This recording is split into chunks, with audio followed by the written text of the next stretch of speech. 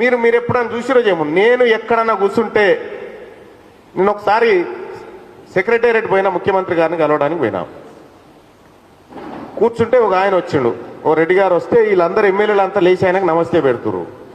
నాకెందుకు అర్థం కాదు ఈ లేచుడు ఎందుకు అని. నేను మంచిగా కాలు మీద కాలు వేసుకొని కాఫీ తాగుకుంటా కూర్చున్నా. ఆయన నన్ను చూస్తూ ఉంటే ఏం సంగతి కూర్చోకపోయినా నువ్వు కూడా అని నేను అన్నా ఆయనని. అంటే తీన్మార్ మల్లన్న రెస్పెక్ట్ ఇస్తలేడంటే ఏమి ఇవ్వాలి రెస్పెక్ట్ అంటున్నా. 70 ఏళ్ళ సంది ఇచ్చే ఉన్నాం కదా, ఇప్పుడు తీసుకుంటాం ఇక రెస్పెక్ట్ ఇచ్చుడు లేదని చెప్పిన. అంటే కేవలం మనల్ని ఎట్లా అంటే వాళ్ళు ఏదో పెద్దగా అయినట్టుగా, ఎంతరవై ఇంత పిడికెడు మంది మీరు, ఈ బీసీల ముందు పిడికెడు మంది మీరు, ఈ పిడికెడు మంది ఇంతమందిని శాసిస్తా అంటే చూస్తూ కూర్చుంటాం.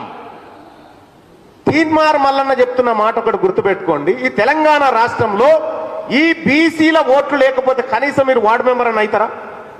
ఒక్కడన్నా వార్డు మెంబర్ గెలుస్తారా? వార్డు మెంబర్ కూడా గెలవలేరు మీరు.